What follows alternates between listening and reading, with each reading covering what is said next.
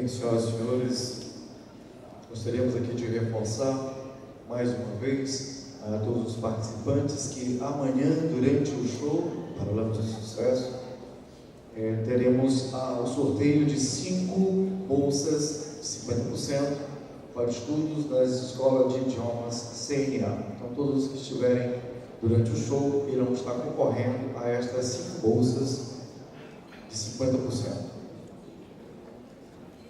Dando então continuidade às nossas atividades, este que será o nosso 10º painel com o tema Humanizar os Direitos Humanos, convidamos para presidir esta mesa de honra a senhora Gisele Neves, que é chefe do Departamento de Direito da Universidade Estadual do Maranhão.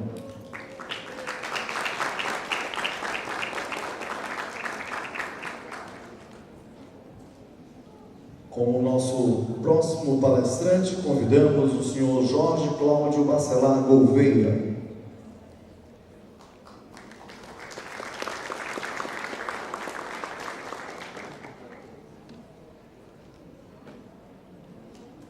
E ainda como co-expositor, o senhor Luiz Antônio Câmara Pedrosa.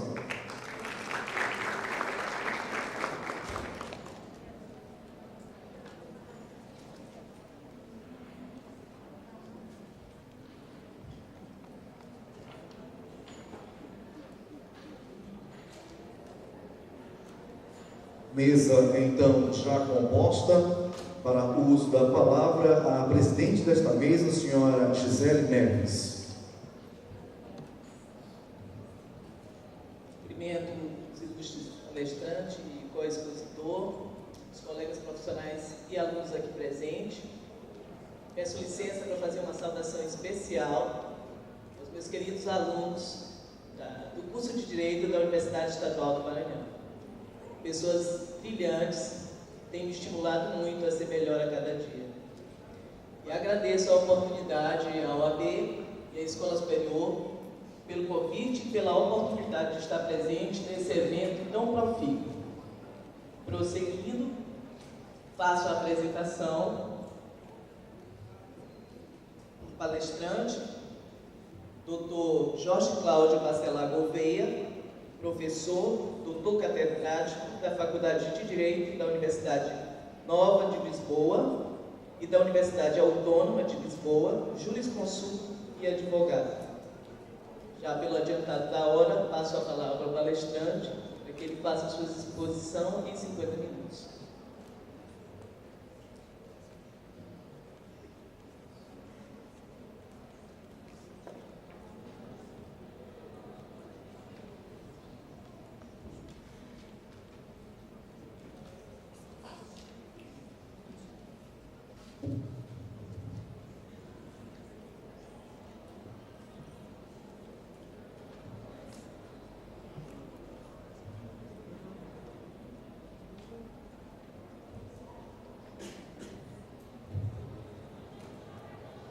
Muito boa tarde a todos, as minhas saudações, e acreditem que é para mim uma ocasião feliz estar em São Luís do Maranhão pela primeira vez. Sendo português, conheço bem o Brasil, mas de facto ainda não tinha vindo ao estado de Maranhão e em particular a São Luís, aliás, que este ano comemora 400 anos de vida, que é de facto notável numa cidade, em qualquer cidade do mundo.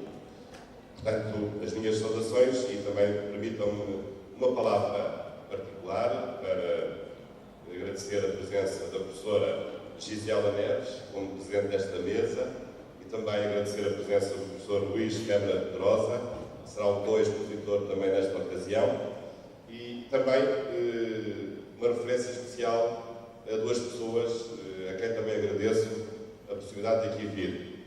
Ao presidente da OAB da secção de Maranhão, pelo convite, e também em particular à professora Cláudia Gonçalves, que tem sido uma das almas deste segundo Congresso de Direito Ibero-Americano de Direitos Humanos e Advocacia. Portanto, também fica aqui este público agradecimento pela oportunidade que me deram para aqui vir pela primeira vez e pela possibilidade de contactar todos os colegas professores, os alunos que aqui estão em grande número. O meu título da minha comunicação é um título um pouco provocatório e é humanizar os direitos humanos. Vou fazer essa intervenção seguindo o PowerPoint que está a ser apresentado, mas a minha preocupação é aqui neste momento, depois de descrever um pouco o que têm sido os direitos humanos ao longo destes 2 séculos, quer numa perspectiva de direito constitucional, quer numa perspectiva de direito internacional público, a minha principal preocupação é cruzar 2 tendências muito recentes e que até certo ponto contraditórias, ou se quiserem também complementares, que é um processo que nós hoje estamos a assistir de constitucionalização dos direitos humanos e também um processo paralelo, simétrico, de internacionalização dos direitos humanos. Portanto, para mim, humanizar os direitos humanos é internacioná-los, juntar as 2 perspectivas e, com isso, ter uma economia de escala numa maior ampla proteção da pessoa humana. Penso que esse é sempre o objetivo de qualquer constitucionalista e de qualquer internacionalista. E sinto-me particularmente à vontade neste tema, porque este tema acaba por ser o tema também da minha vida profissional e o tema do meu percurso profissional. Eu fiz os meus estudos de mestrado e doutorado no Direito Constitucional. No mestrado estudei a cláusula aberta de direitos fundamentais. No doutorado estudei o estado de exceção, o estado de sítio, o estado de emergência, o estado de defesa, uma categoria até específica do Brasil. Mas nos tempos mais recentes eu tenho sido mais internacionalista do que constitucionalista. Penso que esse facto não é apenas algo que tenha acontecido na minha vida profissional, não sendo assim tão velho como os cabelos brancos indiciam, mas de facto, nos últimos tempos, tenho dedicado mais ao direito internacional e tenho acreditado mais no direito internacional. Mas, sabendo bem, em matéria de direitos humanos, nós estamos a tratar do mesmo assunto, que é a proteção da pessoa, que sabemos historicamente começou pelo direito constitucional, no século XIX, com o constitucionalismo sendo essa matéria um dos eixos fundamentais do constitucionalismo contemporâneo, para depois chegarmos a outras paragens, com outras exigências, sobretudo hoje num mundo globalizado. É no direito internacional dos direitos humanos que repousam as maiores esperanças de que essa vida continua. A luta pelos direitos humanos é uma luta permanente. Aliás, estou a ver aqui o lema da Universidade Federal de Maranhão: a vida é combate. Ora, aqui está. Este também pode ser o lema daqueles que defendem os direitos humanos. A vida dos defensores dos direitos humanos é uma vida de combate permanente para os defender, para os aplicar, para os melhorar. A minha intervenção vou dividi-la em 4 partes fundamentais, precisamente espelhando aquilo que eu acabei de dizer. Uma primeira parte sobre uma referência a essa proteção da pessoa em vários ramos do direito, claro que num caso em concreto com maior densa no direito constitucional e depois no direito internacional público. Eu não levo com muito rigor a distinção terminológica que sei que muitos fazem entre direitos fundamentais para os direitos constitucionais, direitos humanos para os direitos do direito internacional. Todos são direitos humanos. Até sei que há alguns juristas que até gracejam um pouco, até dizem que há direitos humanos fundamentais ou direitos fundamentais humanos. E penso que essa guerra terminológica é uma guerra em grande medida sem sentido. O que interessa é nós em cada momento sabermos do que é que estamos a tratar. É verdade que, quando falamos da perspectiva constitucional, usamos mais vezes a palavra direitos fundamentais, e também é verdade que, quando estudamos os direitos da pessoa no direito internacional público, usamos normalmente a expressão de direitos humanos e não a expressão direitos fundamentais. Mas, portanto, estas as 4 perspectivas, em lugar depois de falar um pouco sobre o que é hoje esse novo ramo do direito, que é o direito internacional dos direitos humanos, e depois, no fim, o tal cruzamento entre a perspectiva da internacionalização dos direitos fundamentais e da constitucionalização dos direitos humanos. Avançando, então, em relação à primeira dimensão que eu queria frisar. que é esta.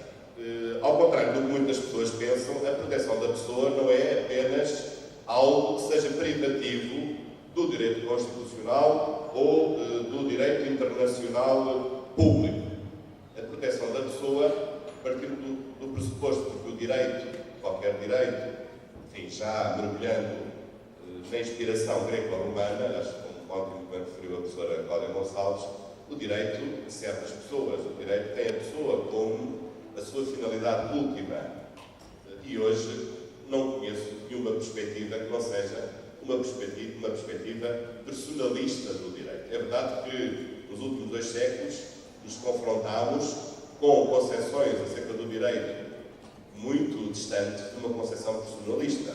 Basta lembrar a concepção liberal, não era uma concepção personalista, era uma concepção individualista do direito e dos direitos fundamentais.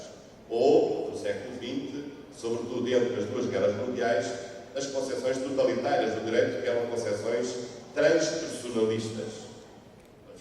Uma delas, os totalitarismos de esquerda, prolongar-se até ao fim do século XX com a União Soviética e os comunismos vários que, entretanto, se espalharam, mas também, felizmente, se encolheram um pouco por todo o mundo.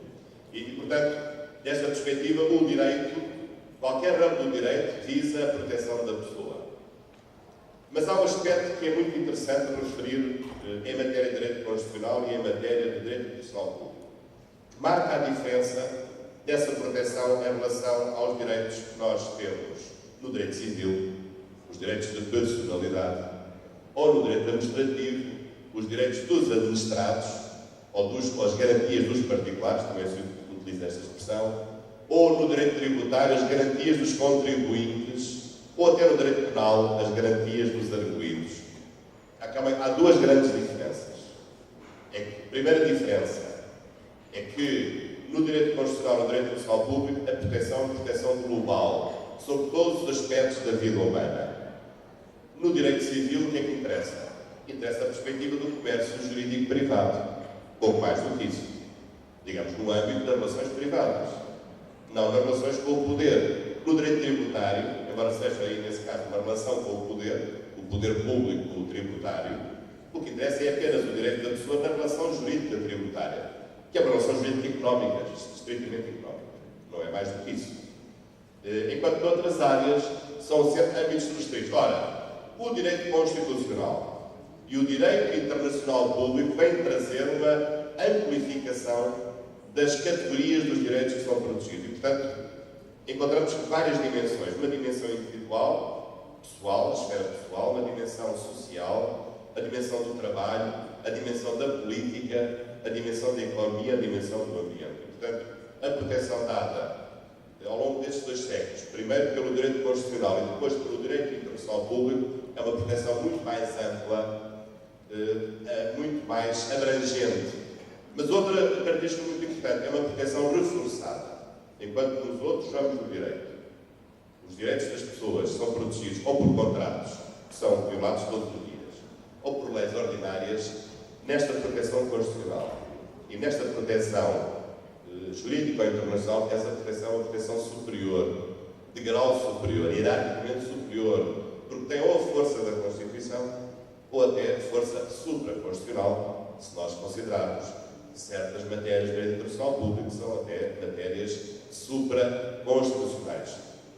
Por mais que os soberanistas não gostem, a verdade é que hoje as Constituições já não são as leis supremas dos países, porque há outras normas que estão já, felizmente, em alguns países, acima das próprias Constituições.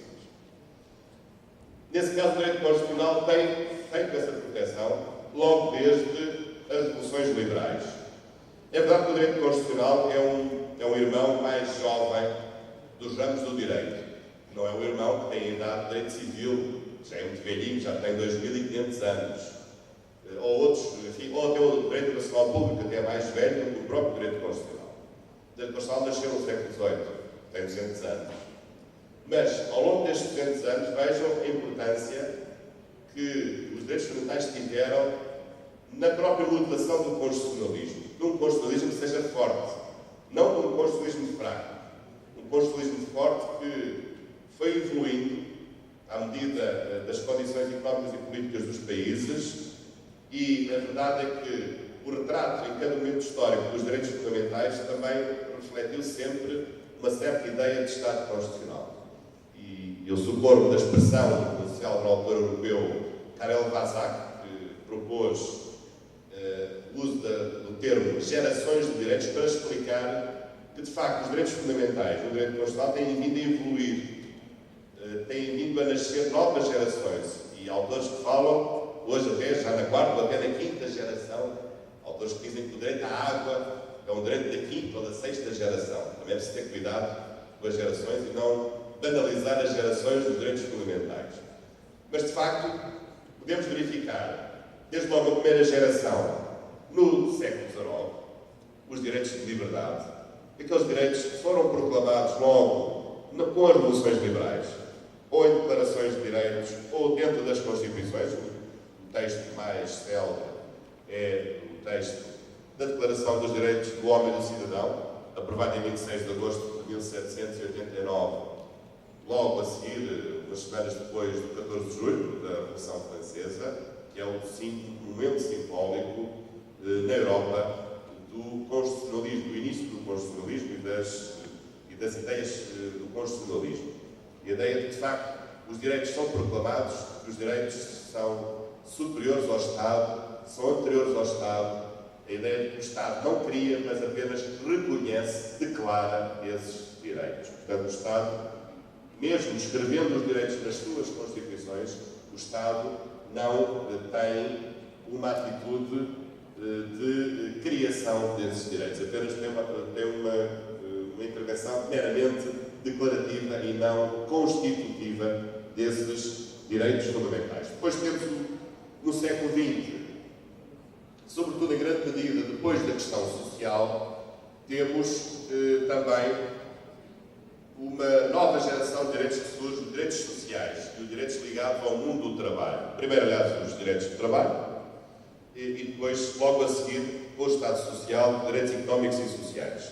Embora, na prática, eles correspondam à mesma ideia de uma segunda geração de direitos fundamentais económicos e sociais, mas, na verdade, há até, digamos, diferentes subgerações no momento em que os direitos foram surgindo. Primeiro, no último quartel do século XIX, os direitos do trabalho, com a questão social, o nascimento do próprio direito trabalhista, que é uma criação, essa ainda mais recente do que o direito constitucional, portanto, uma criação do fim do século XIX, portanto, é um direito que tem 100 anos, que hoje está profundamente em crise, em risco de até desaparecer, na Europa pelo menos, infelizmente, e depois, mais tarde, com o Estado Social, que verdadeiramente só começa na Europa, depois da Segunda Guerra Mundial, a implantação dos direitos económicos e sociais, portanto, juntando-se a uma primeira onda de direitos, que foram os direitos dos trabalhadores.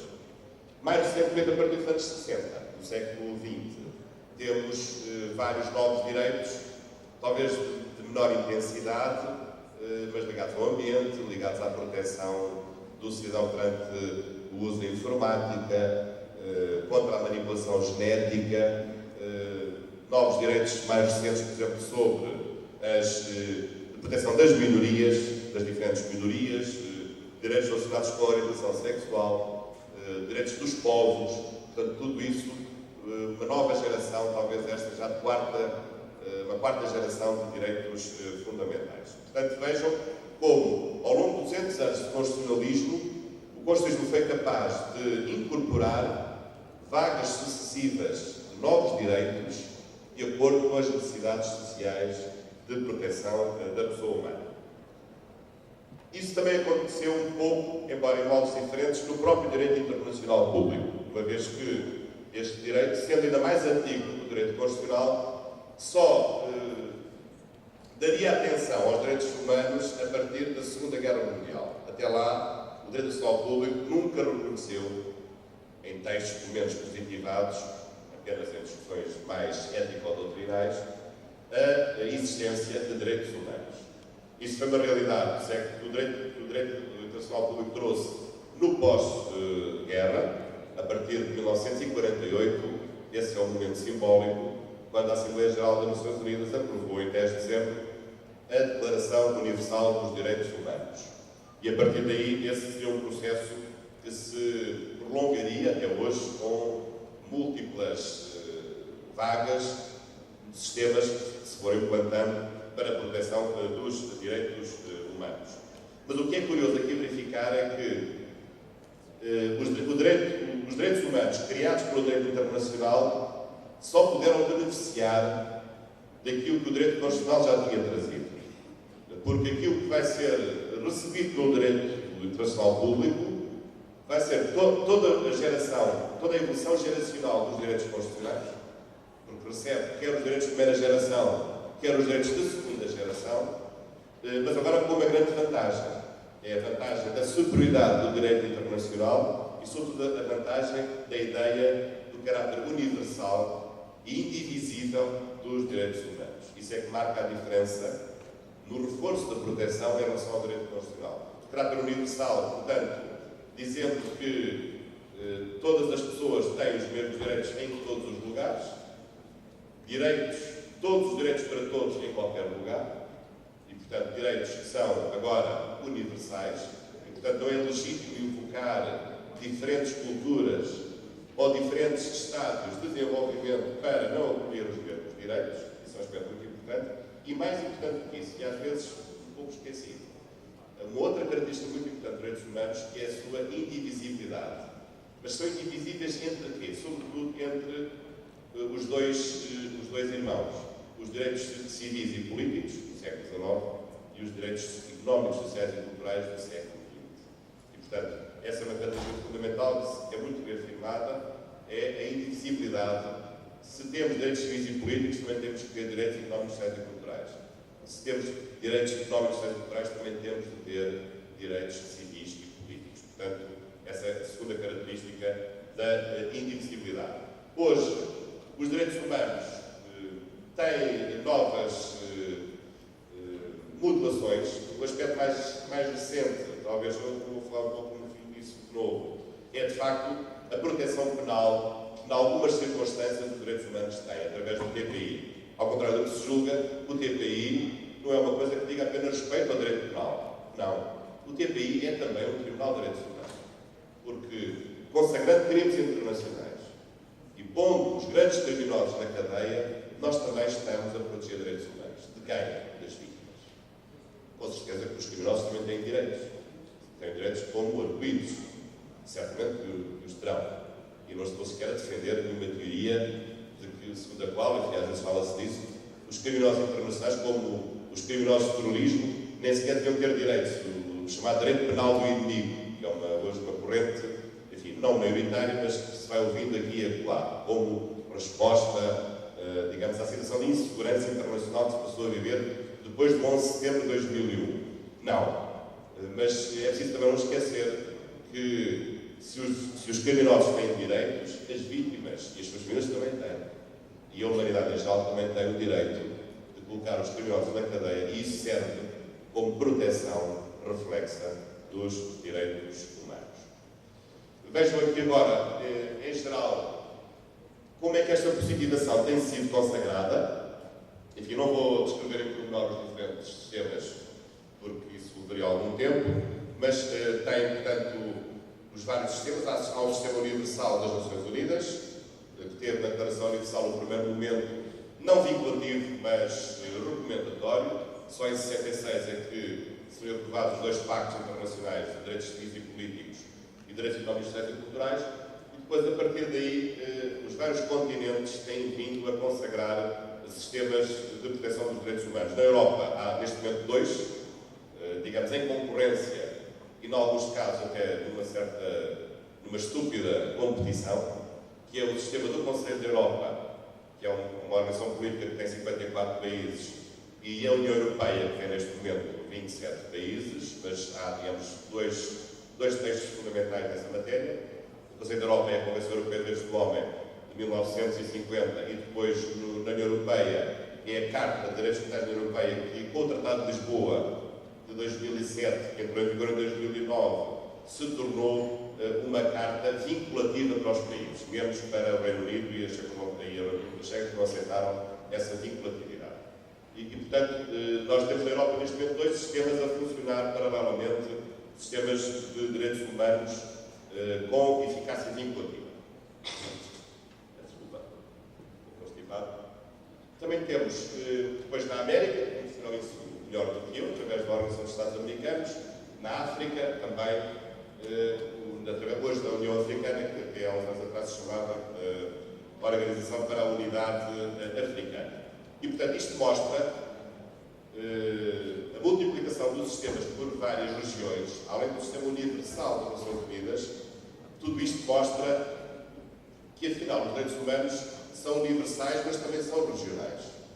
E mostra que, ao nível dos continentes, se tornou necessário reforçar uma garantia que já era dada ao nível universal, no âmbito das Nações Unidas, com sistemas próprios. Aliás, sistemas que até têm muitas vantagens em relação ao sistema das Nações Unidas, que está, a meu ver, em crise profunda.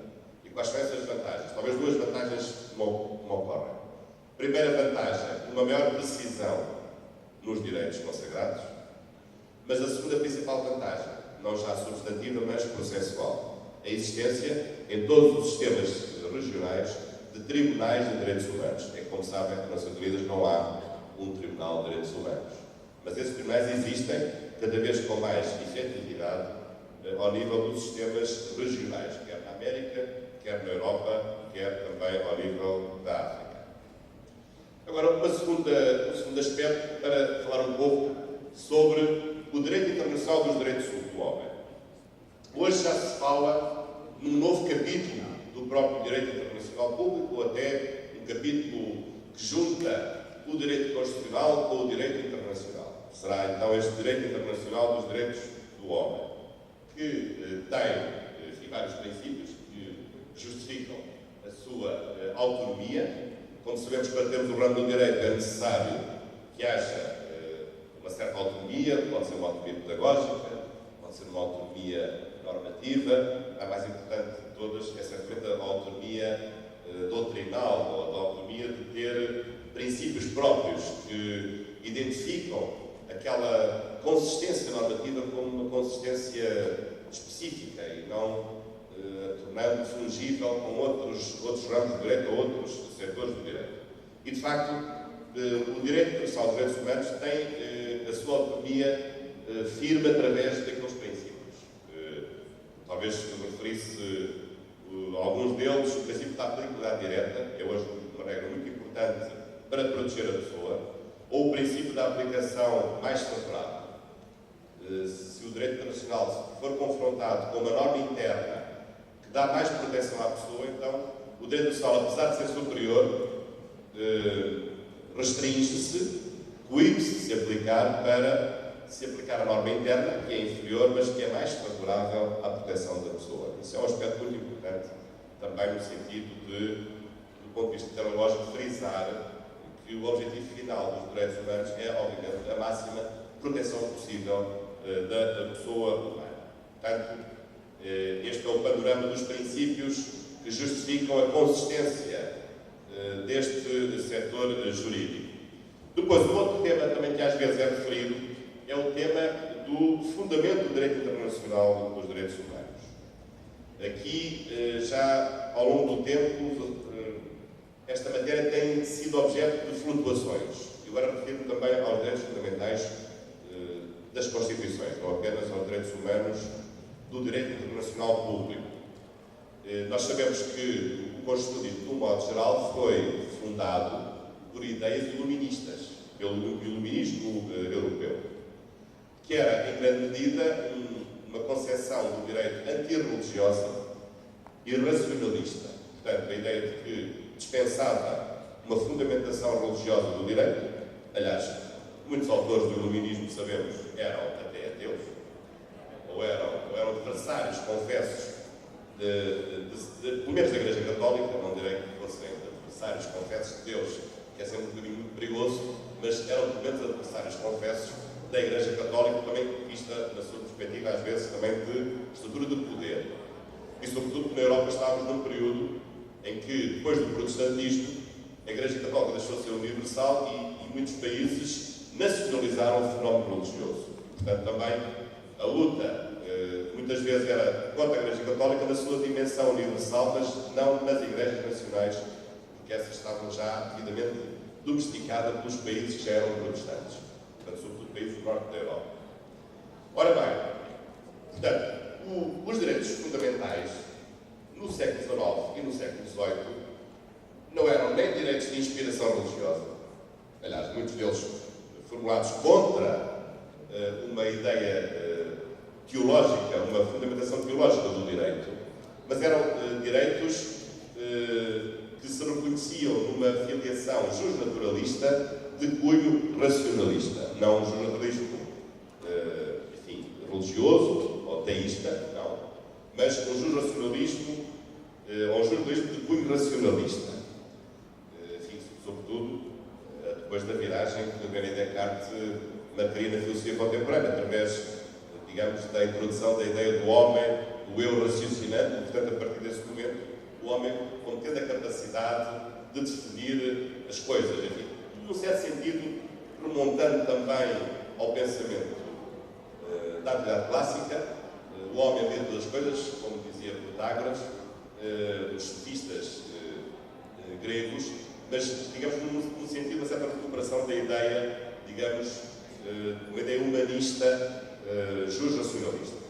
E, portanto, no século XIX, isso depois, do ponto de vista jurídico, deu mau resultado, porque gerou uma outra corrente, que foi o positivismo jurídico, enfim, nas suas várias modulações, e, de facto, só no século XX, depois da Segunda Guerra Mundial, é que, de novo, se recuperaria a ideia do justnaturalismo, a ideia de um direito suprapositivo, de um direito, sobretudo, indisponível ao poder público, um direito que o poder público não pode manipular e um direito ou um conjunto de princípios ou de normas mais abstratas que devem também possuir características de universalidade e de inspacialidade e até de imutabilidade. Portanto, as três ideias fundamentais: direitos intemporais, direitos inspaciais, direitos que não devem mudar de acordo com as circunstâncias ou das sociedades em que os mesmos se aplicam. Isto, sobretudo, foi tornado visível depois da Segunda Guerra Mundial devido ao Holocausto e às atrocidades que todos nós conhecemos, não, infelizmente, por experiência própria, mas pelo estudo que a história, infelizmente, nos tem mostrado em relação a esse assunto. Mas, apesar disso, o que é curioso verificar é que durante a Guerra Fria, que terminou em fins do século XX, fim da década de 80, com a implosão da União Soviética, a verdade é que, nesse tempo de direitos humanos, agora no nível do direito internacional, é curioso verificar que, apesar da Guerra Fria, os direitos humanos foram consagrados. Claro que não podemos dizer que nos países comunistas os direitos humanos eram plenos como eram nos países ocidentais, como também não podemos dizer que nos países fundamentalistas e islâmicos os direitos humanos lá são aplicados como são aplicados nos países ocidentais. Basta ver o Estatuto da Mulher ou o direito à liberdade religiosa, que não existe nesses países. Mas, apesar de tudo, é interessante verificar que, nesse período da Guerra Fria, houve direitos humanos, mas não houve democracia. Portanto, hoje nós dizemos que os direitos humanos só podem existir com democracia, isso parece evidente, mas nem sempre foi assim feito. Porque muitos tratados foram feitos nos anos 60 e outros com as Nações Unidas e foram aprovados pelos países comunistas também, juntamente com os países ocidentais, quando os tratados sobre direitos humanos não tinham que ver com os aspectos do regime político. Portanto, não questionavam se o regime era um regime de democracia popular ou era um regime de democracia ocidental. Embora, como sabe, os países comunistas se consideravam países também democráticos, a chamada democracia popular, que nem era popular nem era democrática. Portanto, não era nem uma coisa nem outra. Mas, de facto, durante muito tempo conseguiu-se aguentar a positivação dos direitos humanos sem democracia em muitos desses países.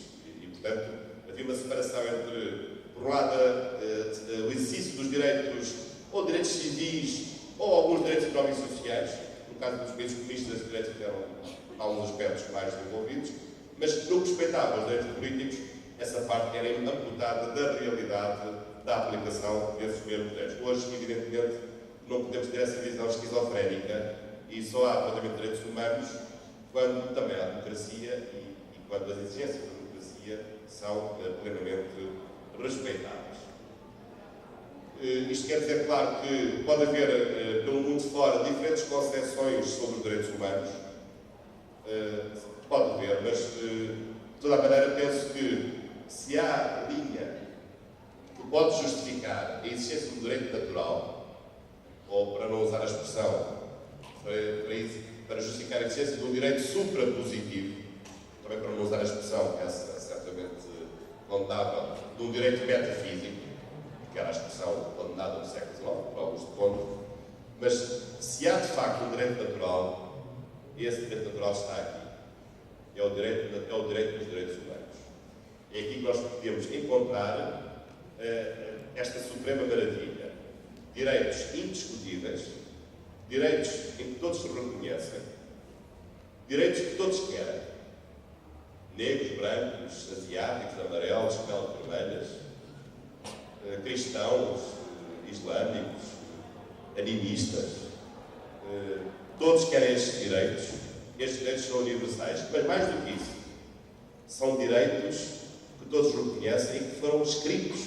São direitos também positivados. Portanto, dá a este direito natural aquilo que ele nunca teve, que é o seu caráter indiscutível como direito positivo. O grande problema do direito natural era saber qual a autoridade, onde é que está a autoridade que diz que estes direitos têm que ser direitos naturais.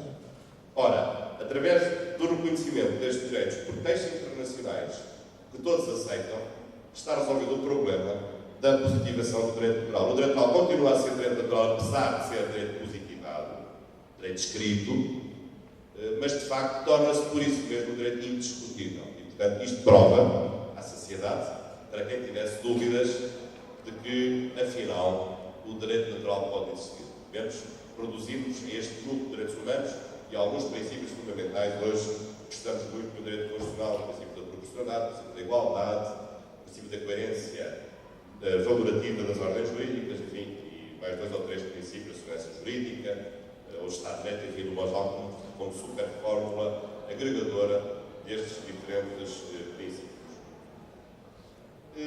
Agora, um apontamento sobre quais são as questões candentes em direitos humanos, porque nem tudo são rosas neste oceano dos direitos humanos. Nem tudo tem que ir bem. Penso que o balanço é muito positivo, mas há coisas que têm sido apontadas como menos boas, ou em relação às quais se justifica uma elaboração e, portanto, em relação às quais a luta continua, digamos assim. Um desses aspectos é o multiculturalismo. Aliás, no fundo, correspondem a uma 4ª geração de direitos. O que é que o multiculturalismo traz de problemático? Várias coisas. Eu diria que o mais problemático do multiculturalismo é o problema das políticas públicas. Porque hoje as sociedades já não são monoculturais, já não são homogéneas, sobretudo as sociedades europeias, não direi tanto isso do Brasil, enfim, mas não de sentido. Mas, sobretudo nas sociedades europeias, em que há muita imigração, as sociedades deixaram de ser homogéneas e passaram a ser um mosaico, um puzzle de diferentes sensibilidades religiosas, étnicas, até linguísticas e culturais. E, portanto, o problema é que os Estados, têm de dar ensino e educação à sua sociedade, também aos estrangeiros, aos imigrantes, mas como é que se vai fazer um ensino uniforme para uma sociedade que é multiforme, que é ela própria um caleidoscópio de tendências, de sensibilidades e de culturas. Esse é que é o grande problema, o grande desafio. Claro que há algum desafio financeiro, porque levado ao extremo o multiculturalismo encarece muito a política educativa, sobretudo, e depois isso às vezes torna difícil a convivência e há uma tendência sempre de segregação e de guetização dos próprios grupos, das minorias, que nesse caso se vão formar. Mas, portanto, esse é um primeiro problema do multiculturalismo. Um segundo aspecto também pode ser dessa perspectiva, é o problema da defesa das minorias. Minorias sexuais, de orientação sexual, minorias religiosas e, portanto, também aqui a necessidade de os direitos fundamentais serem direitos das minorias, não, obviamente, sendo espezinhados pela regra da maioria. Depois há um terceiro problema, talvez não tanto europeu, talvez um problema de alguns países islâmicos, que é um problema de fundamentalismo religioso. E, portanto, o problema de não haver Estado laico, não haver laicidade do Estado, que é essencial. Aliás, é uma das características do constitucionalismo. Haver a separação entre o Estado e as igrejas. Acho que dizia há pouco o professor Cláudio, muito bem, respondendo a uma pergunta, a posição certa é nem Estado confessional, nem Estado laicista. O Estado confessional é um Estado que tem uma religião oficial, isso não pode ser. Mas também é errado o outro extremo, que é um Estado que odeia a religião e persegue as pessoas que têm uma religião. Portanto, não é um Estado ateu, é mais do que isso. É um Estado que quer que os outros também sejam ateus e que percebe todos aqueles que tenham um qualquer credo religioso. Portanto, a solução é o Estado não se pronuncia, mas reconhece o fenómeno religioso como um fenómeno social e deve subsidiar, colaborar na medida da representatividade sociológica das diferentes religiões e também pondo termo a alguns desvarios e alguns exageros que nós sabemos também que existem em matéria de suposta liberdade religiosa. Por fim, ainda também um desafio que está em marcha na proteção dos direitos humanos e universal, que é a necessidade da convergência e da simplificação dos mecanismos. Têm proliferado muitos tratados sobre direitos humanos que se repetem uns aos outros não sei quantas vezes e que não servem para nada. Talvez fosse melhor parar a imprensa, a impressora desses tratados e concatenar esses tratados, ver as repetições, aprofundar os detalhes de muitos tipos de direitos humanos que são reconhecidos e assim podermos avançar um pouco mais na amplificação da proteção da pessoa humana. Depois, outro aspecto importante hoje, que é um aspecto típico, aliás, do direito internacional público, é a emergência dos sujeitos privados, sobretudo as ONGs, que têm hoje uma força muito grande na defesa dos direitos humanos, até com a possibilidade de agirem processualmente, abrindo casos nos tribunais de direitos humanos contra os Estados que violam os direitos humanos. Sendo certo que as pessoas sozinhas não têm essa possibilidade, não conhecem os mecanismos, não têm dinheiro e, portanto, as associações, essas ONGs, têm hoje um papel determinante na efetivação da proteção dos direitos humanos, também ao nível internacional.